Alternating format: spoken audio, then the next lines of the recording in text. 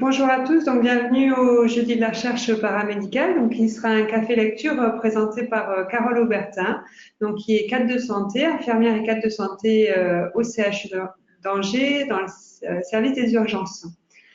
Juste avant de laisser la parole à Carole, je vais vous préciser quelques points pratiques pour le café lecture.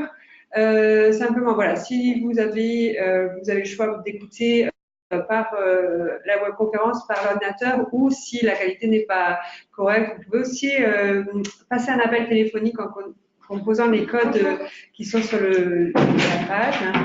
Et également, le webinaire est en lecture seule, donc vous ne pourrez pas prendre la parole pour poser des questions, mais vous pouvez taper les questions sur la zone chatée et nous prendrons le temps d'y répondre en fin de présentation. Si vous êtes en salle de réunion, merci de me préciser le nombre de personnes, de participants dans la salle. Dernière petite information, le webinaire en fait sera enregistré, il sera disponible ensuite sur YouTube. Du coup, toutes les données que vous partagerez, vos noms, prénoms, votre fonction seront enregistrées et par votre prise de parole, vous nous donnez autorisation d'enregistrement. Vous retrouvez tous les documents, toutes les informations relatives à cette autorisation dans l'onglet documents à distribuer, autorisation du webinaire. Je vous souhaite un bon café lecture et je vais laisser la parole à Carole qui va vous parler de la pratique avancée.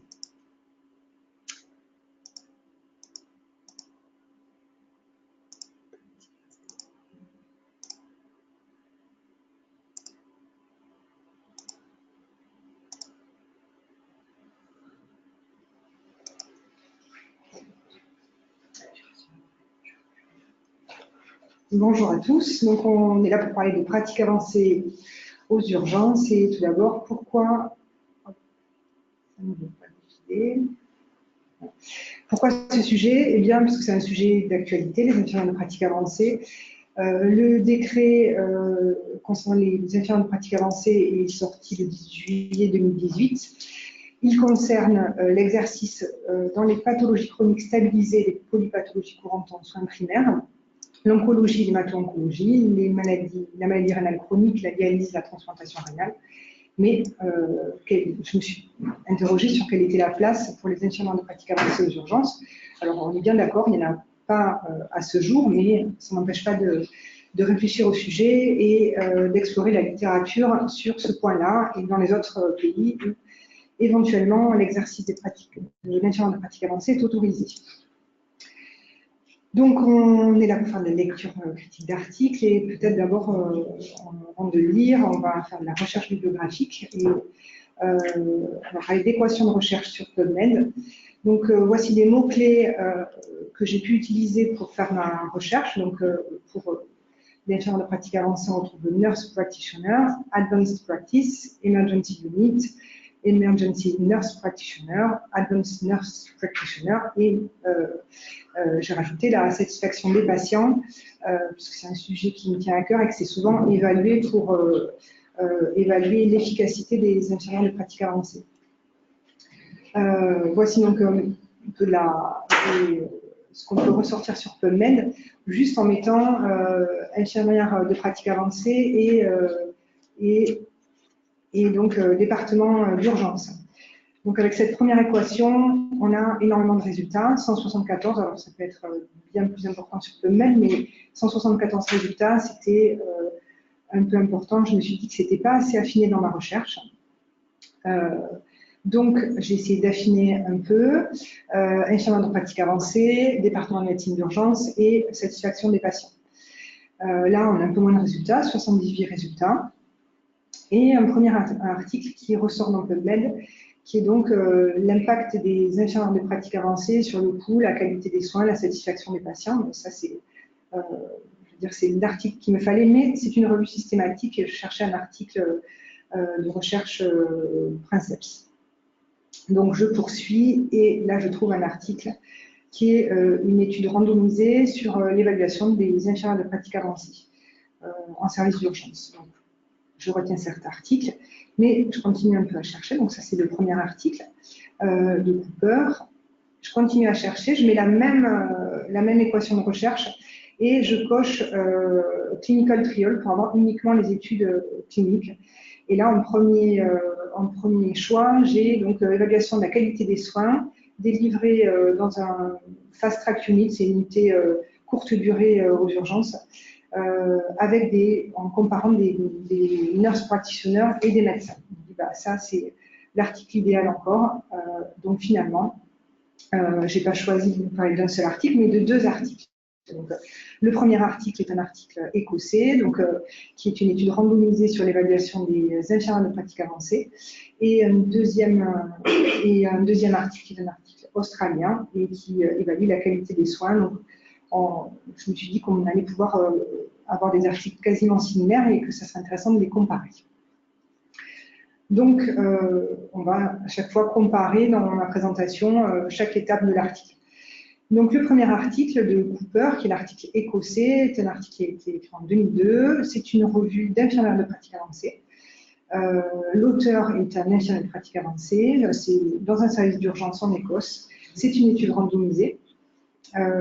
Et pour reprendre le contexte, il y a des infirmières de pratique avancée en Écosse depuis les années 80 à peu près. C'est un niveau master. Et c'est une étude qui a inclus 199 patients. Le deuxième article, l'article australien, c'est un article de 2012, une revue d'infirmières d'urgence. L'auteur, c'est un médecin, donc ça c'est intéressant. C'est un service d'urgence australien, une étude randomisée. Ils ont des infirmières de pratique avancée depuis les années 2000, un peu plus récemment. Et cette étude a inclus 236 patients. Qu'est-ce qu'on retrouve dans l'introduction et le rationnel de ces articles? Alors, déjà, je vais commencer par ça, même si je ne l'ai mis un peu à la fin de la diapo. Ce qui est intéressant de comparer, c'est le nombre de mots dans chaque article. Le premier article écossais, 1260 mots, rien que pour l'introduction. Ce n'est pas classique dans les articles qui sont assez formatés maintenant, et ça fait quand même pas mal d'une introduction et un rationnel assez long, et avec beaucoup de références bibliographiques, 24 références bibliographiques. L'autre article, 364 mots, c'est plus habituel comme format d'article.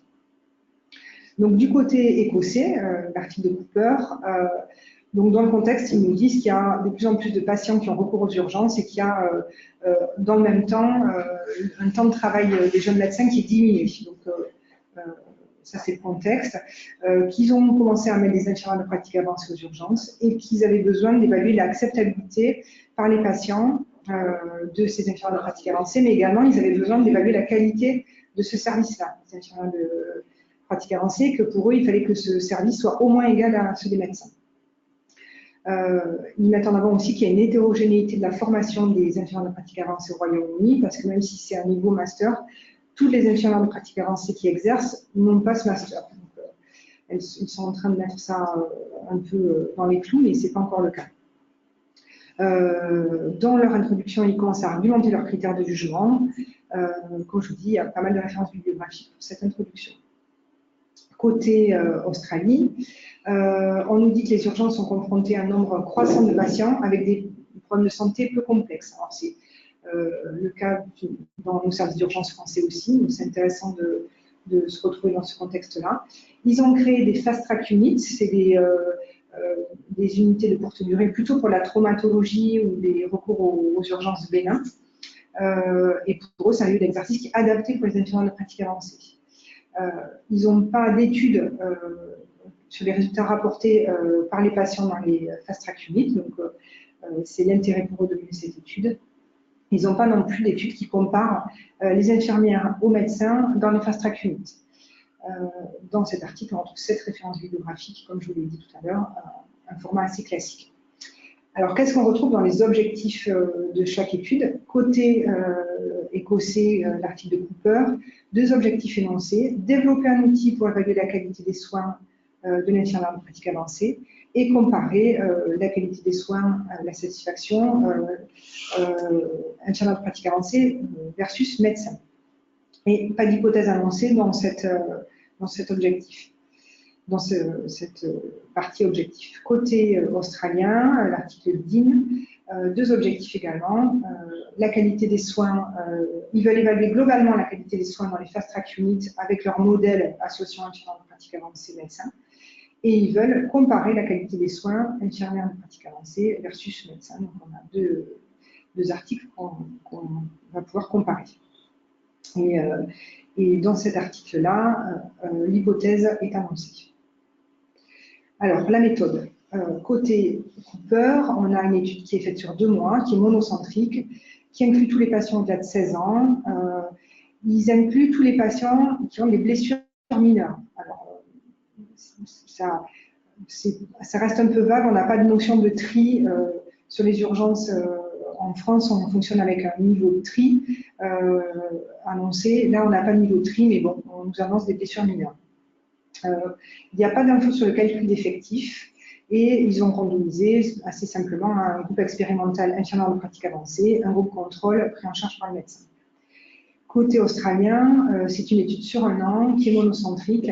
Ils ont inclus les patients entre 16 et 70 ans, des patients qui sont dans la filière fast track. Donc là, on a un tri 5 qui est annoncé. Ils nous expliquent comment ils ont calculé leur effectif. Et ils ont randomisé de la même manière que l'autre, c'est-à-dire un bras va être évalué et traité par le MIPA et un bras va être traité et évalué et traité par un médecin. Quels sont les critères de jugement? Alors, dans l'article de Cooper, c'est assez long, hein, ça fait à peu près une page pour nous expliquer les critères du jugement. Donc, je trouve que c'est assez long, mais finalement, c'est assez clair. D'abord, un des premiers critères de jugement, c'est le dossier de soins.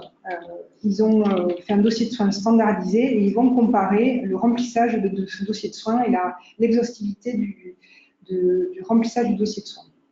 Ensuite, ils évaluent la satisfaction des patients, la qualité de la documentation clinique, le suivi à 1 mois des patients, à qui on va redemander s'ils vont bien, quel est leur, est-ce qu'ils ont eu mal, on demande quelques critères.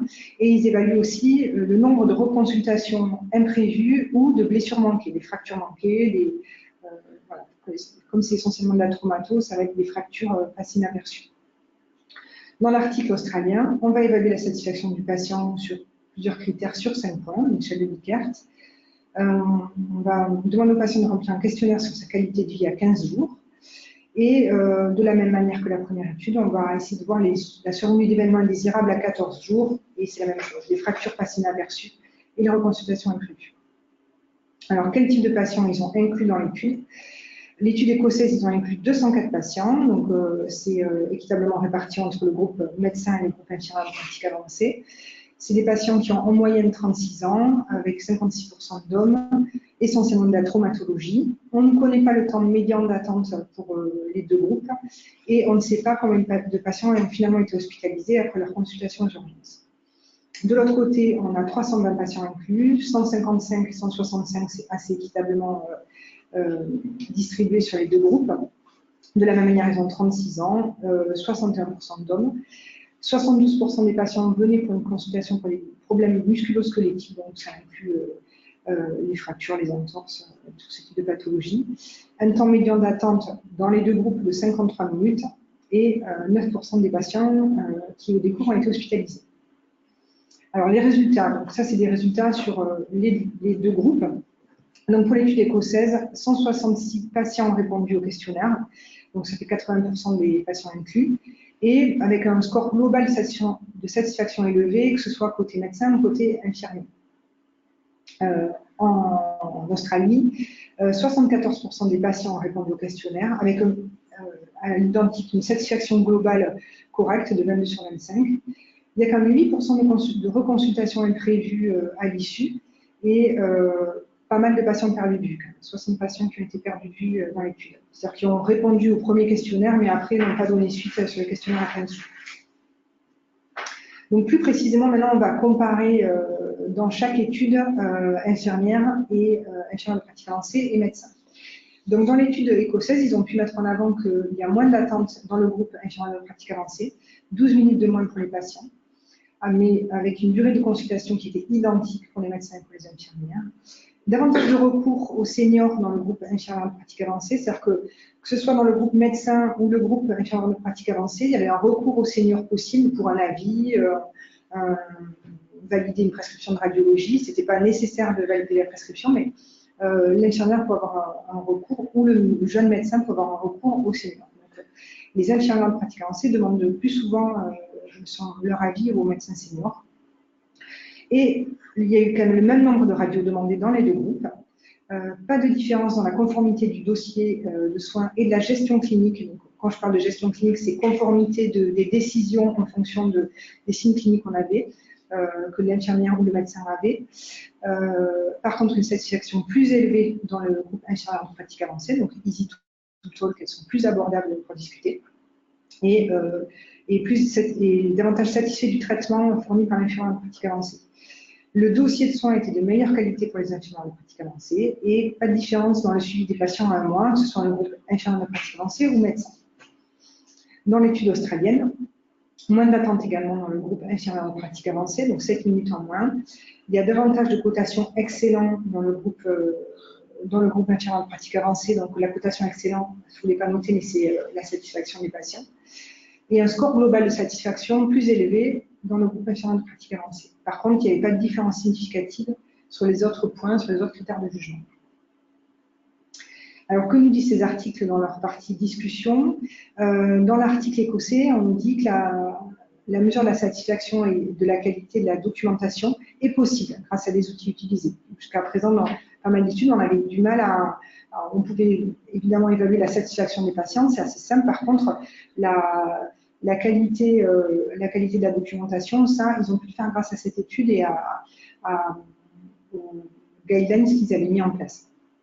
Et il y a une meilleure satisfaction avec les infirmières de pratique avancée, donc ça, on l'a déjà vu sur la communication et l'information reçue. Une meilleure qualité de la documentation côté infirmière de pratique avancée.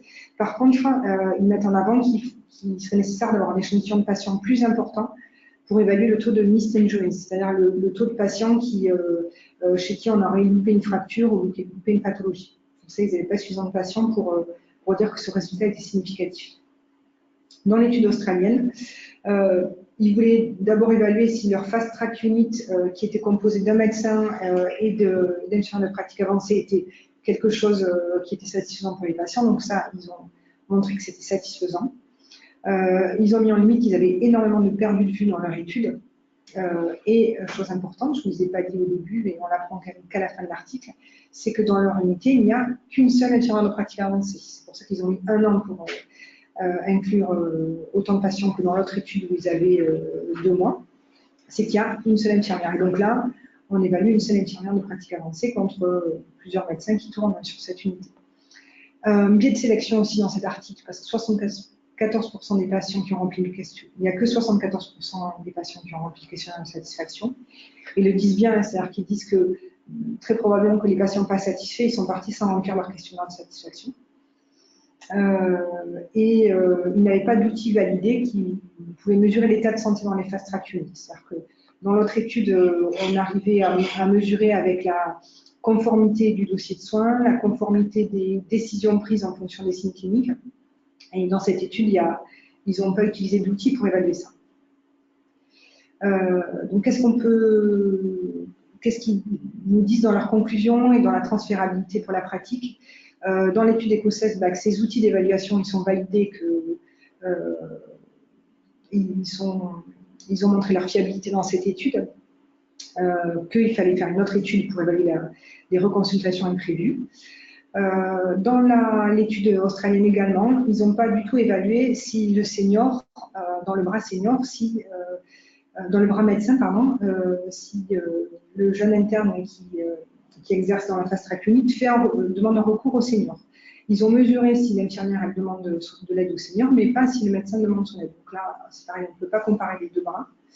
Et évidemment, ce serait nécessaire de faire une nouvelle étude avec plusieurs infirmières de pratique avancée, parce que là, on a un grand biais d'avoir une seule infirmière. On évalue une infirmière, en fait, on n'évalue pas la fonction de l'infirmière de pratique avancée.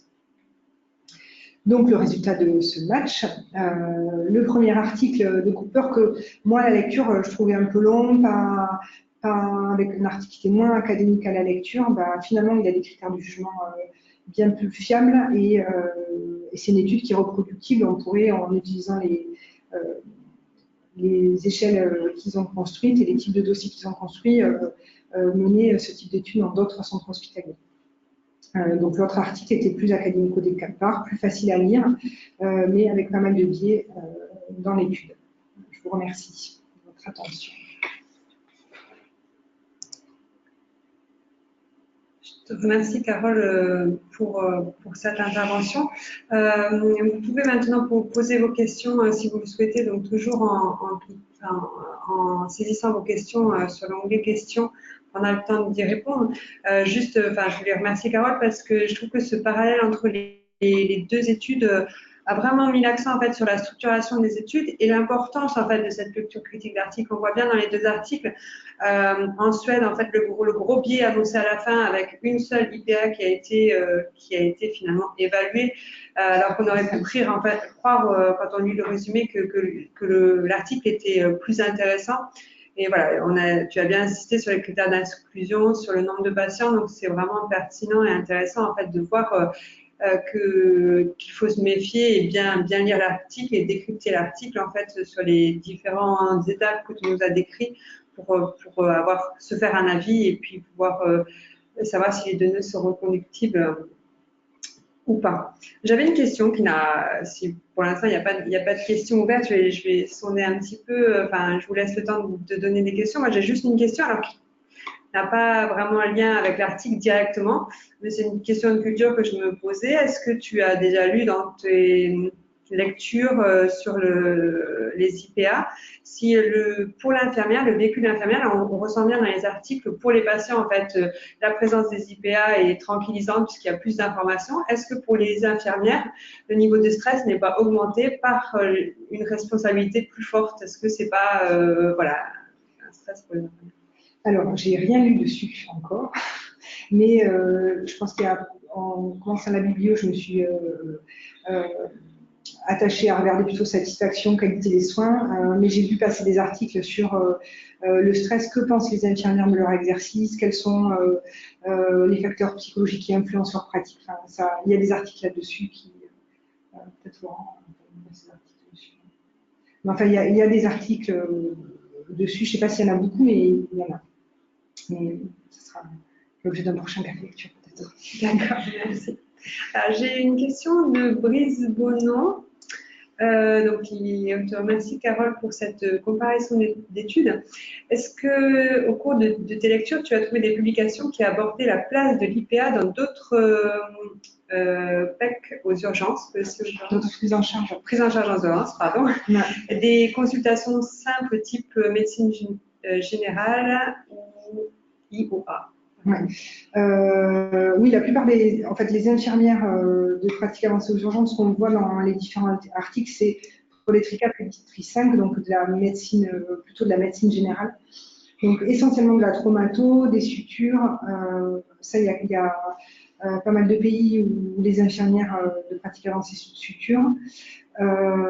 Et après médecine générale, avec toujours le recours aux seniors possible pour certains types de prescriptions. Donc là, il faut que je me penche un peu plus parce qu'il y aura une présentation à la CNUPL sur les infirmières de pratique avancée aux urgences. Et là, on essaiera d'aborder davantage qu'est-ce qu'elles pratiquent, quel type de soins, quel type de patients. On aura une vision plus globale. Mais là, ce que j'en ai vu, c'est ça. C'est plutôt des patients tri 4, tri 5, avec un recours au médecin et certains gestes, prescription radiologique, certaines choses qui existent déjà dans les protocoles de coopération en France. Donc, prescription de radiologie, suture. Et après, sur le côté médecine, je ne sais pas trop, mais surtout de la traumato. Une question complémentaire, toujours de Brice Bonan. Comment effectuer une consultation IPA versus docteur? Comment? Je n'ai pas bien compris. Comment la facturation? Ah oui, ça, j'en ai aucune idée. J'en ai aucune idée. Je pense qu'il faudrait poser cette question. Je ne sais pas encore ce qu'il en est. Les infirmières de pratique avancée, certaines vont commencer à exercer là, ou vont valider leur master de sciences infirmières effectué jusqu'à 2018 et vont pouvoir commencer à exercer maintenant avec la validation des acquis. Sinon, la plupart des IPA sortiront dans 2 ans sur les pathologies chroniques, celles qu'on a vues en tout début de diaporama. Et je ne sais pas du tout comment il est prévu de facturer leur consultation. Je pense que ça va être c'est des questions qui nous dépassent. Ils créeront certainement des types de consultations infirmières. Donc, en tout cas, le niveau de rémunération qui n'est pas fixé encore, Ouais. mais on ne sait pas combien sera payé une infirmière de pratique avancée. Donc, Il précise, oui, Bruno, que demandait dans les pays de l'étude en fait, que tu as présenté, dans les pays de ton étude, le prix d'une consultation d'urgence faite par IPA versus celle faite par le médecin. En fait, vraiment, est-ce que sur les articles que tu as lus, tu avais retrouvé cette notion? Alors, je me suis intéressée surtout à ces deux articles et j'ai survolé certains autres. Il y a un article qui a comparé très précisément le coût. Brice, je pourrais t'envoyer, si tu veux, cet article. Je vais survoler, donc je dirais des bêtises en fait. Je pense qu'il n'y a pas de... Là, la plupart du temps, les infirmiers de pratique avancée, on les a comparés à des jeunes médecins, donc à des internes. Donc en termes de rémunération, a priori, une infirmière de pratique avancée, elle est a priori mieux payée qu'un interne. Donc si c'est une histoire de salaire, c'est plutôt l'intérêt, c'est en temps médical qui va se jouer, pas tant en termes de rémunération gagnée. Mais il y a des articles qui ont été faits sur le coût, c'est sûr. Oui, c'est précise qu'il recevra avec plaisir la publication. J'ai deux autres questions de Anne-Sophie Savary.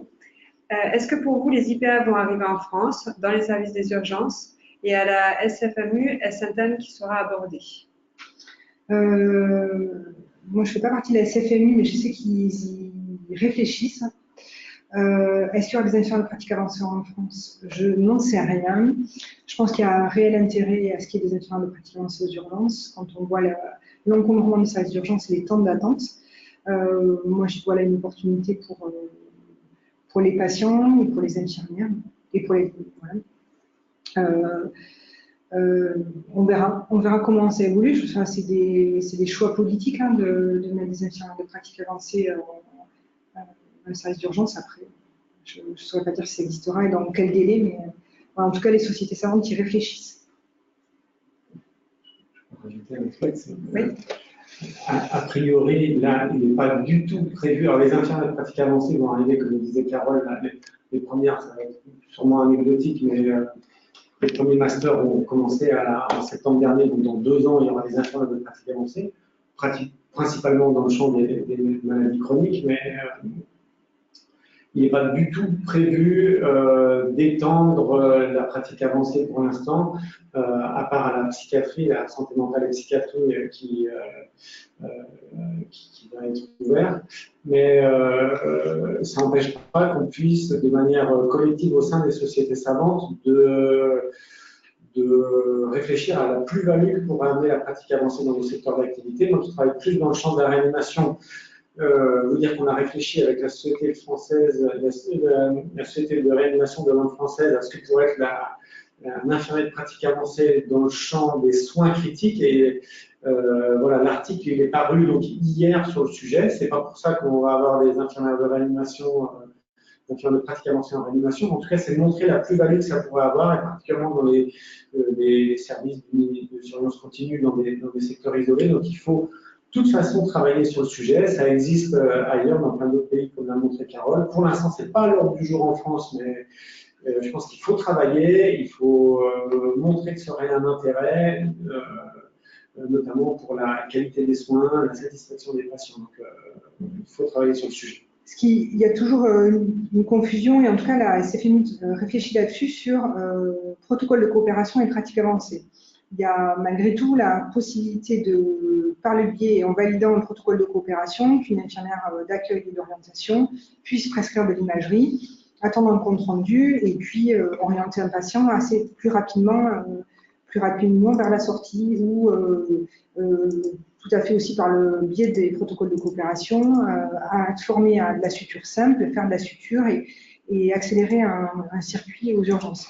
Voilà, donc ça, c'est des choses qui existent déjà. Peut-être que le législateur nous renverra là-dessus en nous disant qu'il n'y a pas besoin de faire des pratiques avancées aux urgences, mais peut-être de valider des protocoles de coopération, de former différemment les infirmières des urgences.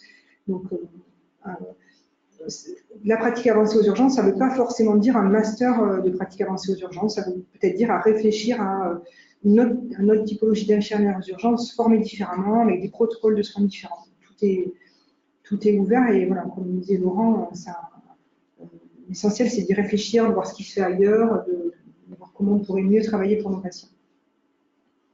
Alors Anne-Sophie Savary complète en fait en nous disant que c'est bien, en effet c'est une question politique, mais pour les urgences, comme vous le dites vous-même, il y a un vrai bonus à mettre en place. Elle précise qu'il nous arrive, enfin elle cite, en fait je la cite, il nous arrive déjà de faire des radios anticipées, voire des bilans. Et ensuite elle dit DDU, point d'interrogation, je pense en retour à ta prise de parole, Carole. Oui, ça sera peut-être ça, parce que l'intérêt des infirmières des masters actuels de pratique avancée, au-delà de peut-être faire de la consultation, de la prescription, il y a aussi un gros travail de réflexion autour du parcours de soins du patient, un patient que les infirmières vont voir plus régulièrement en consultation. Donc, est-ce qu'un master sera nécessaire pour qu'une infirmière oui, c'est le standard international. Ouais. Il n'y a pas de pratique avancée sans master. Ouais. C'est les recommandations du Comité international des infirmières, c'est les recommandations de l'OMS. Il n'y a pas de formation au rabais. La pratique avancée, c'est de niveau master. Et puis, pour répondre à Anne-Sophie, c'est pour dire aussi que il y a plein d'études, même des études de très très haut niveau de preuve qui montrent que l'infirmière fait mieux que le médecin dans plein de situations.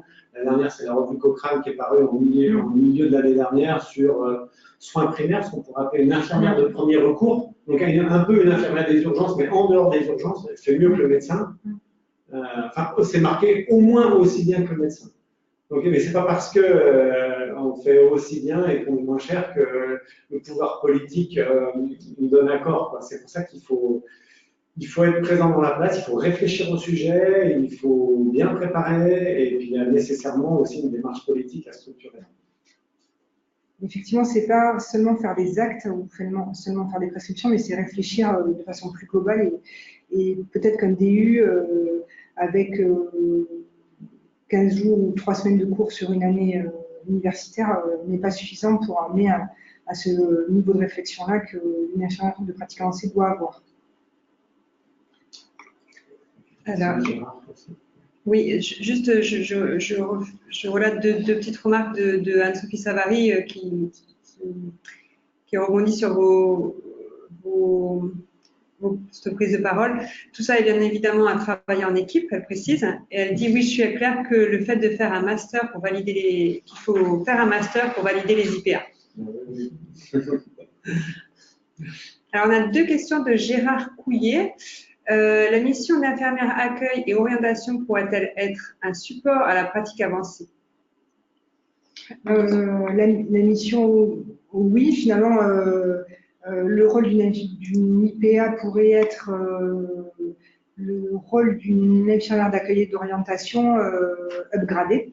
C'est-à-dire qu'elle ne fait pas qu'un tri, elle va au-delà du tri, elle fait l'évaluation complète et elle peut démarrer la prescription d'imagerie, la prescription éventuellement de biologie et initier un traitement. C'est-à-dire que le patient, il voit qu'une personne dès son accueil. Ou on peut imaginer qu'il y a une filière courte avec un patient qui quand même vit par une IOA qui n'est pas IPA et cette IOA va orienter le patient qui relève de la filière courte vers l'IPA. On peut tout imaginer puisque ça n'existe pas pour l'instant. Voilà comment je le verrai. Soit j'ai déjà une IPA à l'accueil et tant mieux et le patient sera vu que par une infirmière, soit j'ai pas d'IPA à l'accueil et puis il va être d'abord vu par l'IOA puis par une IPA après. Tout ça c'est un grand défi. Merci, je n'ai pas d'autres questions. Est-ce que, enfin, n'hésitez pas. Anne-Sophie Savary qui demande s'il y a une IPA à Angers. Non, non, non, il n'y a pas d'IPA aux urgences, ça n'existe pas. Tout ça, c'est. Il y a des IOA à Angers, comme dans tous les secteurs d'urgence. Il n'y a pas d'IPA à Angers. Moi, je me fais plaisir à lire là-dessus parce que ça m'intéresse et que dans les secteurs d'urgence à Angers, comme partout en France, on est saturé, on cherche des solutions pour mieux prendre en charge nos patients, qu'il y ait moins d'attente. Et j'ai vu l'opportunité de lire sur ce que font les IPA aux urgences dans les autres pays pour imaginer comment ça pourrait être et éventuellement anticiper, mais il est hors de question de mettre en place des IPA aux urgences puisque ça ne rentre pas du tout dans la législation pour le moment. Merci. N'hésitez pas si vous avez des questions. Sur Angers, on est plusieurs dans la salle de réunion. Est-ce que vous avez des questions? Est-ce que vous voulez prendre la parole? Non. Non, alors je vous laisse quelques minutes de plus pour simplement s'il y a d'autres questions. Anne Savary vous remercie pour vos interventions. Elle précise que l'on est tous dans la même galère. Oui. Ça rassure. Ça rassure. Moi, ce que je peux juste préciser, c'est que nous, ce qui nous est arrivé dans le champ de la réanimation, c'est qu'on a sollicité la Société de réanimation française pour créer un groupe de travail pluriprofessionnel qui intègre aussi les médecins, des infirmiers, l'encadrement infirmier. Et ça nous a pris quelques mois pour arriver à rédiger quelque chose. Je pense que c'est vraiment une démarche pluriprofessionnelle, de concertation, pour faire des propositions. Je trouve que c'est... Je ne dis pas que c'est le seul moyen d'y arriver, mais ça nous a permis de prendre en compte tous les points de vue dans un secteur qui soit des fois universitaire, des fois sur des hôpitaux locaux. Voilà, c'est peut-être des réflexions à entamer pour produire en tout cas un écrit, pour aller jusqu'à la production d'un écrit qui vous permette de présenter votre projet. Ah, j'ai une question de Brice Bonon qui demande: est-ce que tu as vu des papiers sur des pratiques exclusives, des IPA sur des soins plus critiques comme en SAUV ou en SMUR, plutôt qu'uniquement sur les tripes 4 sur 5? Non, non, non, pas du tout. Ce que j'ai pu lire, alors il y a peut-être des papiers à côté desquels je suis passée, c'est vraiment le soin primaire. Le soin primaire et les consultations d'urgence sur des tris 4 ou 5, mais jamais sur des situations d'urgence. C'est sur des patients simples, pas des patients complexes.